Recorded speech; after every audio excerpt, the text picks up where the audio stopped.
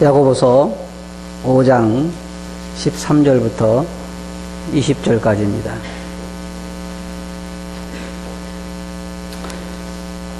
너희 중에 고난당하는 자가 있느냐? 저는 기도할 것이요. 즐거워하는 자가 있느냐? 저는 찬송할지니라. 너희 중에 병든 자가 있느냐? 저는 교회의 장로들을 청할 것이요. 그들은 주의 이름으로 기름을 바르며 위하여 기도할지니라. 믿음의 기도는 병든 자를 구원하리니 주께서 저를 일으키시리라. 혹시 죄를 범하였을지라도 사하심을 얻으리라.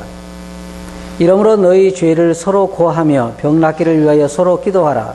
의인의 간구는 역사하는 힘이 많으니라.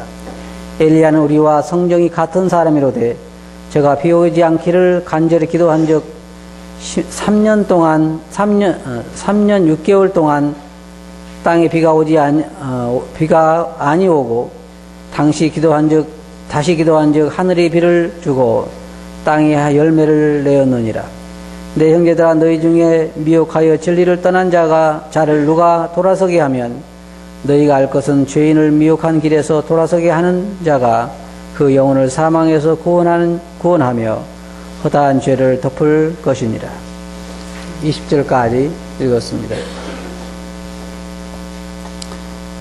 우리 그리스도인들이 살아가는 데 있어서 우리는 여러 가지 환경을 만나게 됩니다. 때때로는 좋은 환경을 만나기도 하고, 때때로는 어려운 환경을 만나기도 하고, 좋은 일을 만나기도 하고, 나쁜 일을 만나기도 합니다. 그러한 우리가 살아갈 때 인생이 당하는 그런 환경 가운데서 우리는 어떻게 기도할 것인가 하는 것에 대해서 야고보는 여기에서 말하고 있습니다. 그래서 오늘 저는 여기에서 이 환경과 기도라고 하는 그런 주제로 말씀을 드리기를 원합니다. 요즘은 참 편리한 세상입니다. 제가 인터넷에서 가끔 사람들로부터 제의를 받는데요. 어떤 회사에서는 매 주일, 그리고 주일 밤, 수요일, 그리고 새벽 기도에 필요한 설교들을 작성해서 제게 보내주겠다고 합니다. 그리고 한 달에 얼마씩만 내라는 거예요. 편리하죠? 그죠? 그러면 저는 공부할 필요도 없이 설교문 오면 그 설교문 가지고 설교문 하고, 주일날 낮에 거 설교 오죠, 저녁 거 오죠, 새벽 기도 거 오죠, 수요일 거 오죠. 그런데 요 며칠 전에는 또 어떤 제의를 받았냐면, 어떤 사람이 제게 편지를, 이메일을 보냈는데 어떤 메일을 왔냐면, 모든 환경에 필요한 기도문을 보내주겠다는 겁니다.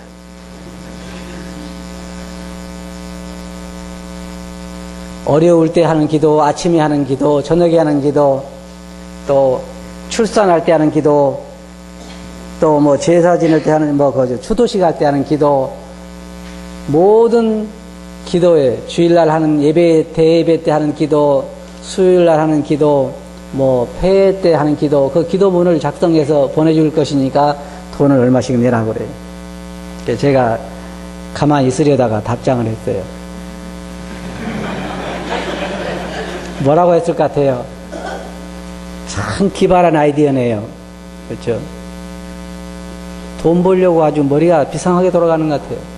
그래서 제가, 당신은 세상에서 자기 아버지하고 대화할 내용을 매일매일 다 필요한 것마다 적어놓고 그거 가지고 와서 이야기하는 사람 봤느냐 물어봤어요. 그런 사람은 없습니다. 여러분 생각해보세요. 여러분 책상에 아버지와 아침에 나누는 대화, 저녁에 나누는 대화, 새벽에 나누는 대화 다 적어놓고 있습니까? 그런 사람 없어요. 근데 이스라엘 백성들을 보면, 이스라엘 이 종교 생활이 오래 가다 보면요, 이것이 형식화되기가 아주 쉽습니다. 지금 이 교회가 그렇게 돌아가고 있어요. 그래서 이스라엘 백성들은 많은 기도문을 가지고 있었어요. 아침에 하는 기도문, 저녁에 하는 기도문, 점심에 하는 기도문, 여러 환경에 맞는 기도문을 가지고 있었습니다. 그러니 오늘 우리가 읽어본 이 말씀 얼마나 좋습니까? 좋은 일 있을 때 하는 기도문, 병 중에 있을 때 하는 기도문, 좋잖아요. 이런 기도문을 만들어 놓으면. 이스라엘 백성들은 그런 기도문들을 가지고 있었습니다. 그래서 저는 이렇게 생각했어요. 아, 요즘 교회 세태를 보니까 정말이 가깝게는 가까웠구나. 이스라엘 백성들이 예수님 오실 때쯤 돼서 그렇게 종교적으로 모든 것이 형식화되어 있어요. 지금도 여러분 보면, 교회 보면 어떻습니까? 기도문들이, 천주교에도 보면 기도문들이 다 있잖아요. 그래서 그것을 늘 암기를 하죠. 조금 다른 얘기입니다만 천주교 얘기가 나왔으니까 한 말씀 드리겠는데, 인터넷에 보니까 천주교에서는 석가탄신을 축하하는 프랭카드를 내걸었더라고요. 참 세상이 얼마나 지금 주님 오심이 가까운지 우리는 생각해 볼 수가 있습니다. 오늘 저는 이 말씀에서 우리가 여러 환경을 만날 때, 좋은 일을 만나기도 하고 나쁜 일을 만나기도 할 때 어떻게 기도할 것인가, 이 야고보는 지금 그렇게 여기서 우리에게 말하고 있습니다. 너희 중에 고난당한 자가 있느냐? 저는 기도할 것이요. 즐거워하는 자가 있느냐? 저는 찬송할 것이요. 병든 자가 있느냐? 저도 또 기도할 것이요. 그러니까 우리가, 다시 다른 말로 말하면 우리가 당하는 여러 환경들 가운데서 어떻게 우리가 대처를 해야 되느냐 하는 것을 여기서 말하고 있는 것입니다. 유대인들은 조금 전에 말씀드린 것처럼 이 형식화되어 있어서 기도문들을 가지고 항상 그 기도를 했습니다. 그 아침에 하는 기도문, 점심에 하는 기도문, 저녁에 하는 기도문, 그리고 또 그 기도문을 암기를 해가지고 줄줄줄 우리가 외웠죠. 근데 그런 기도문만 있는 게 아니라요, 재미있는 것은 낮에 하는 기도문, 어두울 때 하는 기도문, 보름달 때 하는 기도문, 여행을 할 때 하는 기도문, 좋은 소식이 있을 때 하는 기도문, 나쁜 소식이 있을 때 하는 기도문, 그 기도문이 엄청나게 많았어요. 기도문은 아마 책이 있었을 것 같아요. 꽤 편리하긴 해요. 그죠? 편리하긴. 제 성경책에도 보면은 뒤에 뭐가 있냐면은 신방록이 있어요. 출산할 때 하는, 여기 하는 거, 뭐, 병 들었을 때, 청년회, 학생회, 당회, 뭐, 가게를 오픈했을 때, 뭐, 다 있어요. 이게 얼마나 편리합니까? 여기 보면은 그게 다 나와 있는데, 두려워하는 자에게, 회사에서 떨어진 자에게, 뭐, 이게 다 있어요. 에? 입사 축하. 이게 뭐냐? 점점 종교가 형식화되어 가고, 알맹이는 빠져버리는 것입니다. 우리는 그러한 신앙생활에 들어가서는 물론 되지 않을 것입니다. 근데 유대인들에게는 그런 기도문들이 있었어요. 빛과 어두움, 보름달, 여행, 뭐 그런 거 말이에요. 그런 기도 시간도 그들은 정해져 있었어요. 이런 성경에 보면 기도 시간 정해져 있었죠. 제9시 기도 시간에. 그래서 마태복음이나 이런 복음서에 보면 주님께서 바리새인들 책망하신 이유는 뭐냐면, 너희는 사람들에게 보이려고 큰 거리에서 기도하기를 좋아하느니라. 재미있는 것은, 예를 들어서요, 제9시 기도 시간에 9시가 지금 되려고 하면 한 5분 남았다 그 말이에요. 5분이 남았으면은 기도를 하려면 사람들이 적은 데서 하면 안 되잖아요. 그러니까 5분 안에 빨리 달려가는 거예요. 어디로 달려가요? 사람들이 많이 있는 데로. 그래가지고 거기서 손을 들고 거룩하신 하나님이여 기도하는 거예요. 이게 기도가 형식화되어가고 있어요. 유대인들은 기도문도 있었고 기도하는 시간도 정해져 있어가지고 그들은, 물론 여러분 아셔야 할 건 기도하는 시간을 정해놓고 기도하는 게 나쁘다는 얘기는 아닙니다. 우리가 매일 아침에 일어나서 정해진 시간에 하나님께 기도하고 하는 건 나쁜 의미는 아니에요. 하지만 그것이 점점 정해져 있어서 형식화, 낮에 아침에는 몇 시부터 몇 시까지 기도하고 점심 몇 시부터 기도하고 저녁에 몇 시까지 기도한다. 이것이 형식화되어 있어가 다른 시간에 기도해서는 안 된다라고 말할 때 그것은 종교적으로 흐르기가 쉬운 것입니다. 유대인들의 기도에 대한 많은 이야기들이 있지만은 그 이야기를 다 할 수는 없고, 어떻든 유대인들은 그런 형식적인 기도 생활에 많이 매여 있었다는 것을 생각할 수 있습니다. 먼저 우리가 말씀을 한번 보겠습니다. 13절 보면, 너희 중에 고난당하는 자가 있느냐? 우리 중에 어떻습니까? 우리 성도님들 중에도 고난당하신 분들이 계시죠? 아마 어쩌면 거의 대부분 다 어렵다고 할 것입니다. 이 고난이라고 하는 것은 우리가 첫째로 먼저는 고난이 어떤 것인지 또 왜 고난이 오는 것인지를 우리는 먼저 이해를 해야만 합니다.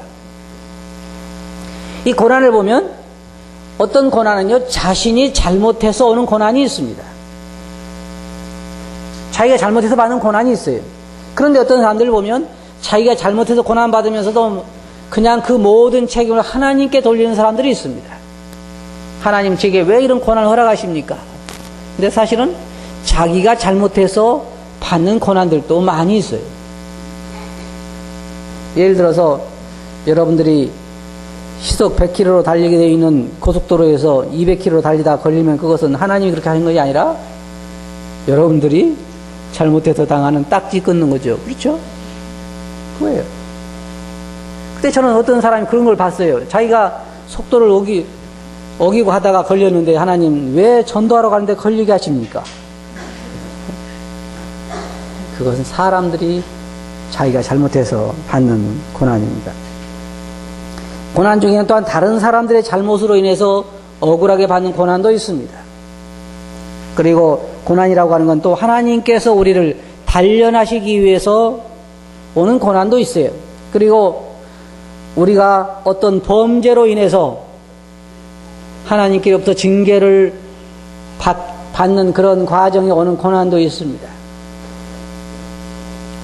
근데 어떤 것이 됐든 여기서 우리가 생각할 수 있는 것은 우리가 잘못해서 받는 고난이 아닌 우리에게 선택의 여지가 없을 때 어떤 고난 가운데 있을 때 우리가 어떻게 말하고 있냐 하면 여기 보면은 기도하라 그랬습니다. 기도하라. 고난에도 두 가지로 우리가 생각해 볼 수 있는데 하나는 영적인 고난이 있고 하나는 육적인 고난이 있습니다. 여러분 생각할 때 영적으로 무슨 고난이 있겠느냐? 영적으로 고난이 참 많아요.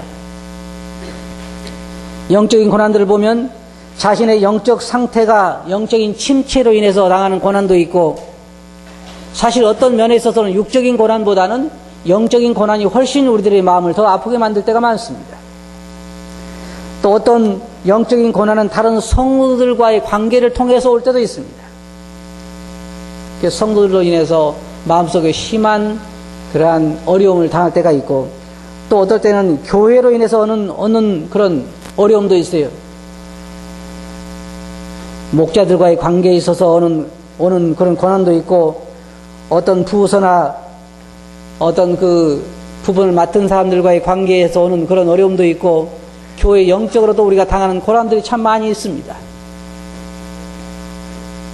그럴 때 어떻게 하는 것이 그리스도인으로서 합당한 자세인가? 또 육적으로도 우리는 고난을 당합니다. 가장 대표적인 고난이 아마 어쩌면 경제적인 어려움일지도 모릅니다.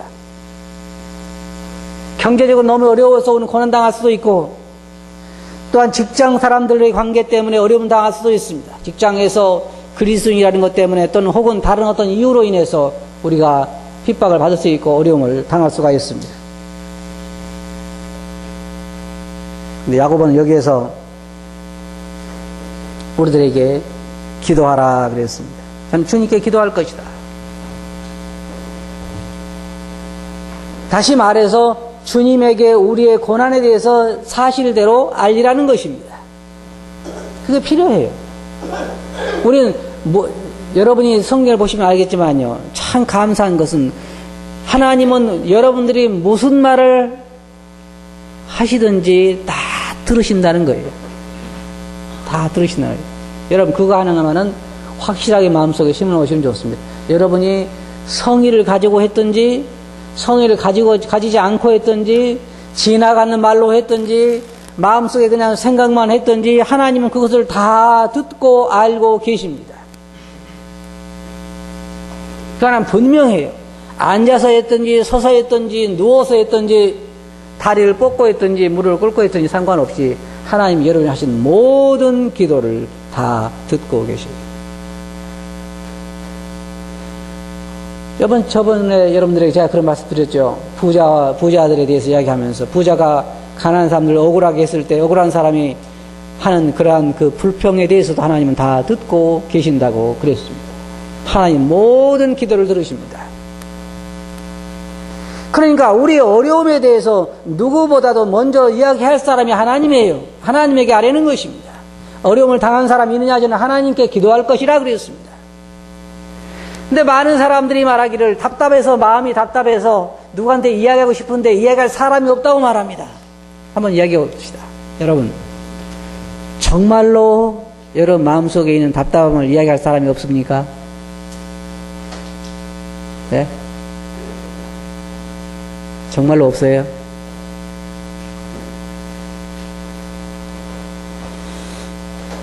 하나님이 계시잖아요.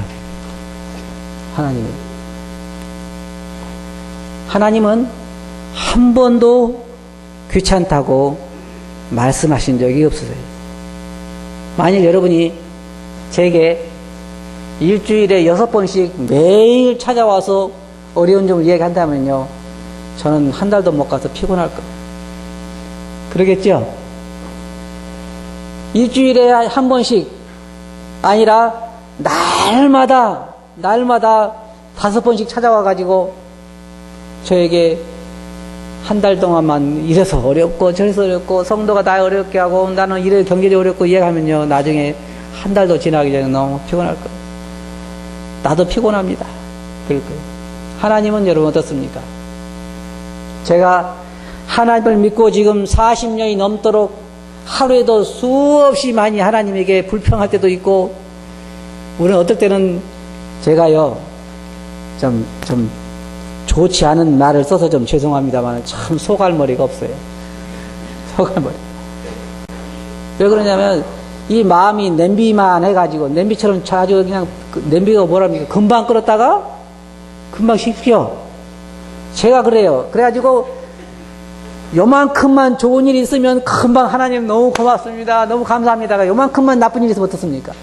하나님 세상에 그럴 수 있습니까? 그러잖아요. 하나님 생각할 때요, 야, 변덕이 심해도 너무한 거 아니냐, 그러니까.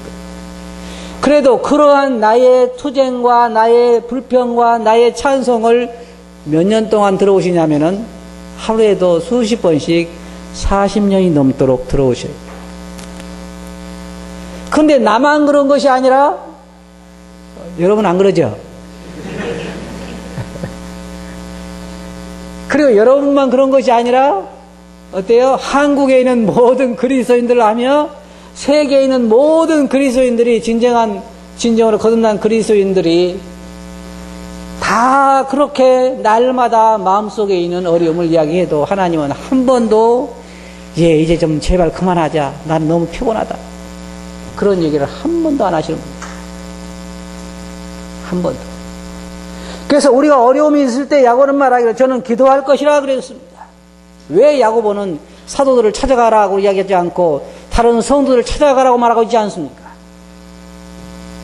어려움이 있을 때는 사람들의 도움이 필요할 텐데 왜 사람들을 찾아가라고 말하지 않고 주님에게 기도하라고 말하고 있습니까? 왜? 그분이 해결책이기 때문에 그래요. 사람들이 때때로 우리에게 해결책이 될 것 같지만, 그러나 해결책이 될 때도 있지만 짐이 될 때도 많습니다. 때때로 저는 어떨 때 답답한 마음을 사람들에게 이야기하고 나와서 돌아오면서 후회할 때가 많이 있습니다. 내가 괜히 이야기했구나. 돌아오는 내 마음이 흐뭇한 것이 아니라 씁쓸할 때가 있습니다. 왜냐하면 하나님에게 알리는 것이 합당하고 좋은 것인데 사람들에게 우리가 이야기했다는 것입니다. 우리 모두는 다 어려움을 가지고 있습니다. 고난 가운데 있습니다. 그럴 때 우리가 하나님께 기도해야 된다고 하는 것입니다. 하나님께 아뢰야 한다고 하는 것이에요. 해결책은 누구예요? 하나님입니다. 어려움 당한 자가 있느냐? 저는 하나님께 기도할 것이요. 그 다음에 뭐라 했습니까? 즐거워하는 자가 있느냐? 뭐 하라 그랬어요? 우리 성도들 가만히 보면요, 즐거워하는 사람은 별로 없는 것 같아요. 왜냐면 찬송하는 사람이 별로 많지 않으니까. 사람이 마음속으로부터 즐거움이 넘치면요, 나도 모르게 내 입에서 찬송이 흘러나옵니다. 그렇게 되어 있어요. 사람이 흥이 나면 어떻습니까? 자연적으로 흔들게 되어 있잖아요. 그 관광버스 탄 사람들 보면은 잘 흔들더만. 술 한잔 들어가서 흥이 나면은 가만히 앉아서 눈만 껌벅껌벅한 사람 별로 없어요. 일어나가지고 손을 흔들고 엉덩이를 흔들고 뭐 춤을 추잖아요. 노래를 하잖아요. 너희 중에 즐거워하는 자가 있느냐? 기쁜 일이 있는 사람이 있느냐? 저는 찬송할 것이라 그랬습니다.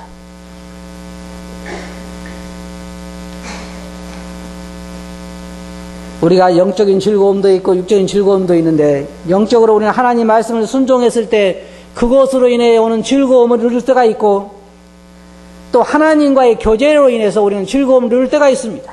그리고 영혼들이 주님께 돌아오는 걸 볼 때 즐거워할 수가 있고, 성도들과의 좋은 영적 교제로 인해서 즐거움이 가질 때가 있고, 교회가 부흥돼 가고 성도들이 서로 사랑 가운데 세워짐을 입는 걸 볼 때 우리는 기뻐할 수 있습니다. 즐거워할 수 있어요. 그때 어떻게 하라고 말하고 있느냐 하면 찬양할 것이라, 하나님께 감사하고 기뻐하라고 하는 것입니다. 그게 우리가 할 수 있는 일이에요. 기쁠 때 우리가 할 수 있는 일이 바로 찬송하고 경배하고 찬양하는 것입니다. 육적으로 우리가 즐거움이 있습니다. 예를 들어 가정에 즐거운 일이 있을 수 있어요.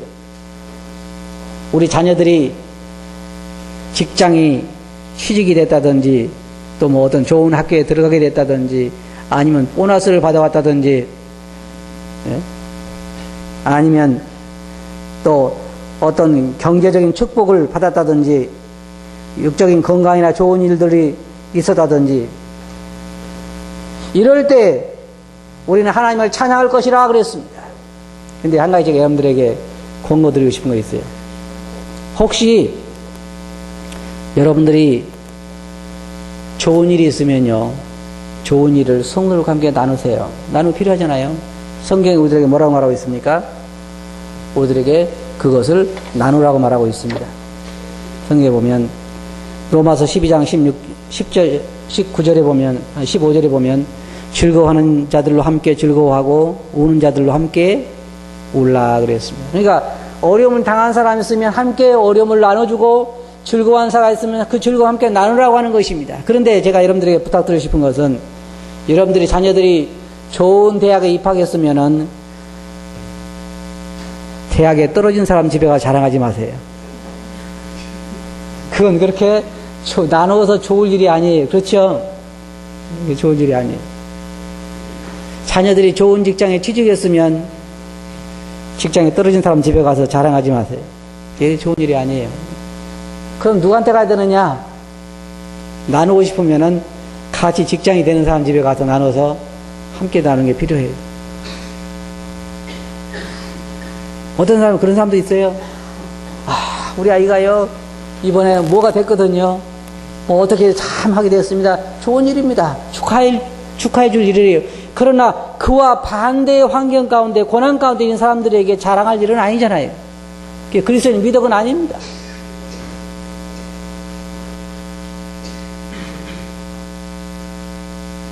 형제님 아들은 한 달에 월급 얼마 받습니까? 우리 아들은요, 한 달에 세상에 500만 원씩 받아요. 이제 대학 졸업해가지고 겨우 들어가지고 이제 7, 80만 원 받아오는 사람 집에 형제자매 집에 가가지고 자기 아들이 월급 많이 받는 자랑하는 거예요. 이건 정말 그리스도인들이 해야 해서는 안 될 일이에요. 이런 걸 자랑하라는 것이 아닙니다.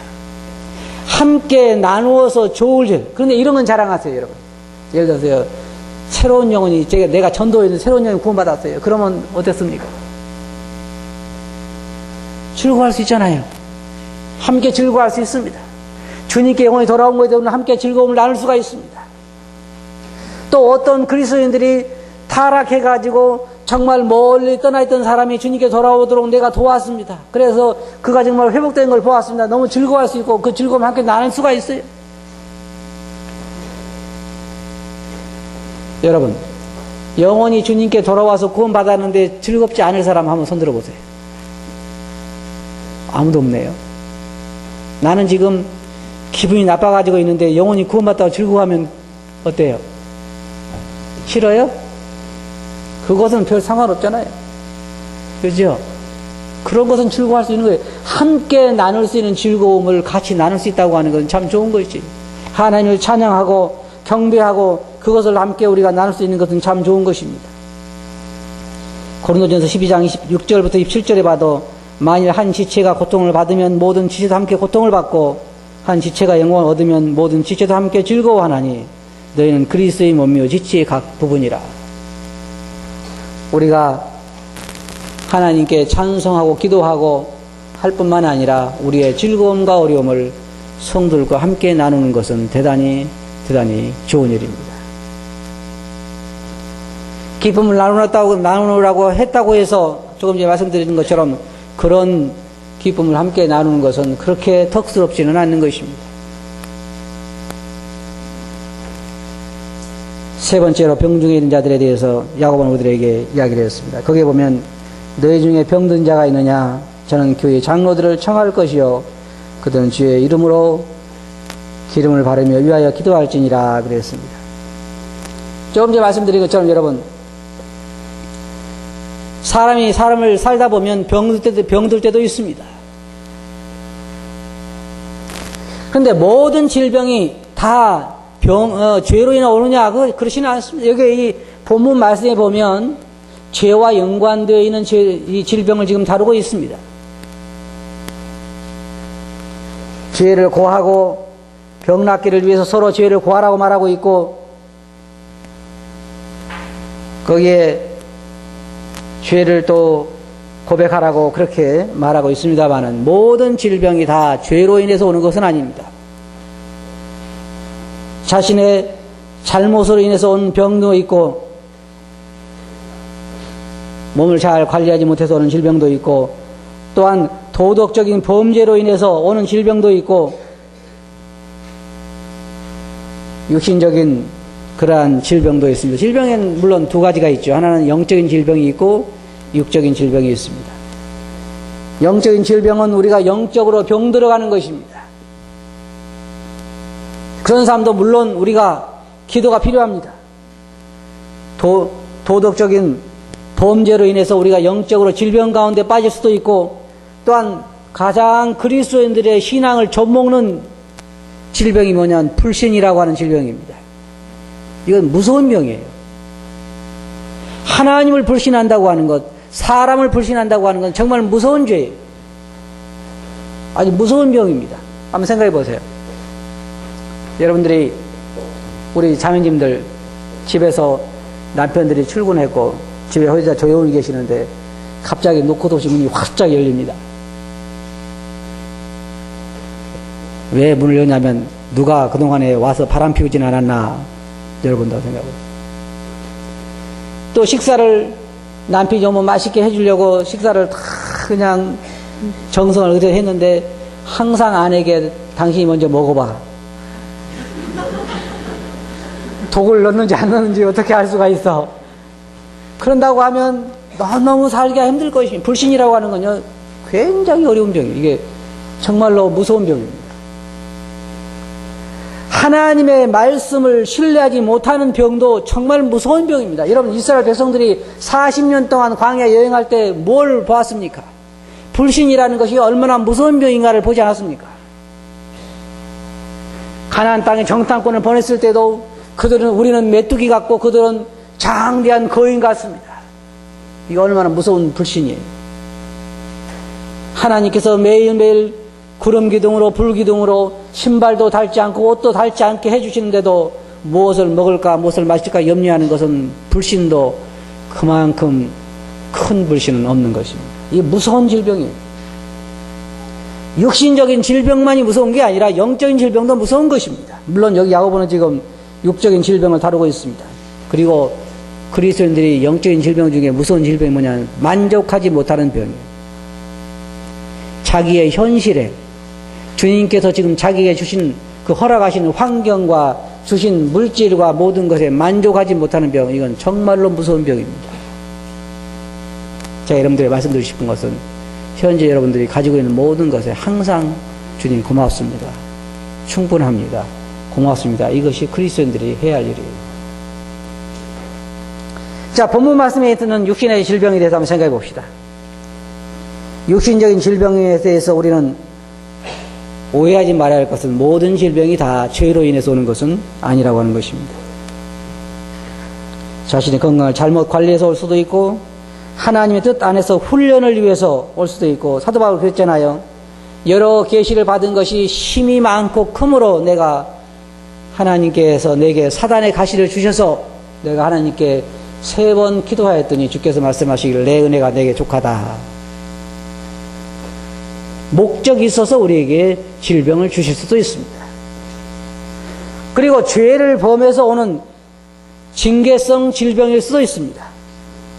야고보가 여기서 말하는 것은 지금 죄를 범했을 때 우리가 질병이 걸렸을 때에 장로들 청해서 기도하라는 것이죠. 그런데 여기 기름을 바르면서 기도하라고 했습니다. 이 기름을 보면 2가지 목적을 우리가 생각할 수 있는데, 물론 어떤 사람들은 성령을 의미한다고 말하기도 합니다만은, 저는 다른 각도에서 한번 생각을 해보았습니다. 마가복음 6장 11절부터 13절 보면 거기 이렇게 말씀하고 있습니다. 어느 곳에서든지 너희를 영접지 아니하고 너희 말을 듣지도 아니하거든 거기서 나갈 때 발 아래 먼지를 떨어버려 저희에게 증거를 삼으라 하시니 제자들이 나가서 회개하라 전파하고 많은 귀신을 쫓아내며 많은 병인에게, 여러분 잘 보시기 바랍니다. 많은 병인에게 기름을 발라 고치더라. 그래 말하고 있고, 그 다음에 누가복음 10장 30절부터 보면 예수께서 대답하여 가라사대 어떤 사람이 예루살렘에서 여리고로 내려가다가 강도를 만나매 강도들이 그 옷을 벗기고 때려 거반 죽은 것을 버리고 갔더라. 그 다음에 쭉 좀 지나서 말씀 보면 어떤 사마리아인은 여행하는 중 거기 이르러 그를 보고 불쌍히 여겨 가까이 가서 기름과 포도주를 그 상처에 붓고 싸매고 자기 짐승에 태워 주막으로 데리고 가서 돌봐주고, 기름이 치료의 목적으로도 쓰였던 것을 우리가 생각해 볼 수가 있습니다. 그래서 여기는 저는 2가지 생각해 볼 수 있습니다. 하나는 우리가 최선을 다해서 오늘날 의학을 통해서 우리가 치료받을 수 있도록 노력을 해야 할 것이지만, 다른 한편으로 우리가 하나님께 기도하는 것도 잊지 말아야 할 것입니다. 자기 자신을 돌아보는 게 필요합니다. 내가 어떤 잘못을 범했는가, 자기가 지금 죄를 고백하는 것도 필요합니다. 그리고 여기 말하는 것처럼 교회 목자들을 불러서 자기를 위해서 기도해달라고 부탁할 것도 필요합니다. 그리고 또 한 가지는 최선을 다해서 치료하는 것도 필요하다고 하는 것입니다. 어떤 사람은 전혀 의사를 의지하지 아니하고 치료하지 않고 먼저 간 사람도 있습니다. 물론 그 자기 믿음입니다. 그렇게 해서 먼저 가시고 싶은 분들은 그렇게 가셔도 됩니다. 그렇지만 우리가 성경에서 볼 수 있는 것은 치료도 하고 하나님께 우리가 기도도 해서 서로 병낫기를 위해서 기도하고, 왜냐하면 의인의 역사는 강구하는 힘이 크다 그랬습니다. 그리고 한 가지 예를 들어서 여기 엘리야의 예를 들고 있는데, 엘리야는 우리와 똑같은 몸을 가지고 있는 사람이지만 하나님께 기도했을 때 비가 내리지 아니하고 하나님께 기도했을 때 비가 내렸다 그랬습니다. 여러분 엘리야 기도할 때 어떻게 기도했습니까? 참 놀랍습니다. 엘리야가 기도해서 비가 오지 않았습니다. 나중에 다시 비를 위해 기도할 때 그 종을 보냅니다. 저 산에 올라가서 봐라. 기도를 하고 있습니다. 내려와서 아무것도 없습니다. 또 다시 올라가서 봐라. 기도하고 나서 아무것도 없습니다. 또 올라가서 봐라. 그러니까 조그만 몇 번까지 기도했습니까? 7번까지 기도했죠. 그리고 나이 말해서 조그만 손바닥만한 구름이 보입니다. 7번 갔을 때 아무것도 안 보입니다. 그러면 기도에 중단했을까요? 그렇지 않았을 것입니다. 구름이 보일 때까지 엘리야는 기도했을 것입니다. 그리고 구름이 보이자마자 왕에게 빨리 피하소서, 비 때문에 못 갈까 두렵습니다. 여러분 얼마나 큰 믿음입니까? 엘리야는 우리와 똑같은 몸을 가진 자지만 기도해서 그만큼 역사를 이뤘다고 그랬습니다. 기도라고 하는 것은요, 하나님의 능력을 끌어내려서 일하게 하는 것입니다. 여러분 질병에 있든지 영적인 질병에 있든지 육적인 질병에 있든지 고난 가운데 있든지 하나님께 기도하시기 바랍니다. 하나님이 여러분의 기도를 들으십니다. 좋은 환경 가운데 있으면 하나님을 찬송하시기 바랍니다. 마지막으로 야고보들에게 내 형제들아 너희 중에 미혹하여 진리를 떠난 자가 있거든 그를 돌아서게 하라고 말하고 있습니다. 저는 이렇게 말씀드리고 싶습니다. 여러분 주위에는 모두가 다 도움을 필요로 하는 사람들입니다. 여러분 잘 들어보시기 바랍니다. 모든 그리스도인들은 다른 그리스도인들을 위해서 존재합니다. 우리가 신앙생활하는 교회에서 우리 중에는 진리에서 떠난 자도 있고, 또한 병든 사람도 있고, 또한 죄 가운데 빠져서 교회 나오지도 않은 사람도 있고, 잘못된 교리에 빠진 사람도 있고, 수없이 많은 사람들이 있습니다. 그들에 대해서 우리가 어떻게 해야 되겠냐 하는 말입니다. 그들을 진리 가운데로 돌아오게 해야 한다고 하는 것입니다. 야고보가 우리들에게 지금 하고 있는 말이 바로 그 말입니다. 저는 여러분들 이렇게 말씀드리고 싶어요. 여러분은 다른 성도들을 위해서 존재합니다. 다른 성도를 위해 존재한다고 하는 말은 다른 성도들을 격려하고 위로하고 붙들어주고 힘있게 하고 이렇게 하기 위해서 있는 것이지, 책망하고 저주하고 정죄하고 힘을 잃게 하고 그러게 하기 위해서 여러분이 있는 것이 아니에요. 우리의 모든 노력은 성도들을 세우는 데 그 목적이 있습니다. 세우는 데. 여러분 지체가 왜 우리에게 붙어 있습니까? 다른 지체들을 위해서만 존재하는 것입니다. 결론적으로 말씀드려서 인생을 살면서 우리는 여러 가지 환경을 만나게 됩니다. 즐거운 일이 있을 때 우리는 하나님을 찬양할 것이요, 그 즐거움을 다른 지체들과 함께 나눌 것이며, 고난 중에 있을 때 우리는 하나님께 기도하고 그 짐도 또한 성도들과 함께 나눌 만한 자들과 함께 나누는 것이 필요하고, 질병 중에 있을 때 우리는 최선의 방법으로 우리가 할 수 있는 치료를 함과 동시에 성도들과 함께 그 질병이 낫기 위해서 기도해야 할 것입니다. 마지막으로 여러분 성도들의 모든 역할은 무엇이냐면, 성도들을 세워주고 격려하며 진리에서 떠난 자를 돌아오게 하고 범죄 중에 있는 자를 회복하게 도와주며 성도들을 세우고 힘을 얻게 하고 끝까지 그들이 믿음을 경주할 수 있도록 붙들어주고 도와주는 것이 여러분의 역할이라고 하는 것을 여러분 이해하시기 바랍니다. 여러분 왜 존재하는지 아십니까? 다른 성도들을 세워주기 위한 것입니다. 아시겠습니까? 왜 존재한다고요? 다른 성도들을 힘있게 하고 격려하고 세워주고 돌아오게 하고 병든 자를 위해서 기도하고 즐거운 자들과 함께 즐거워하고 고난당하는 자들께 고난을 짊어주고 다른 사람과 함께 신앙의 경주를 마지막 선까지 경주할 수 있도록 돕기 위해서 우리가 있는 것입니다. 여러분도 그렇게 하시겠습니까? 네, 기도하겠습니다. 거룩하신 아버지 하나님, 야고보의 권고를 통해서 저희들을 교훈받게 하셔서 감사합니다. 저희들이 당하는 모든 환경 가운데서 저희들이 어떻게 해야 할 것인가를 가르쳐 주셔서 감사하고 저희들이 순종하는 자들이 되게 해 주시옵소서. 들은 말씀 주께 의지하옵고 있으면 이름으로 아버지께 감사하며 기도하옵나이다. 아멘.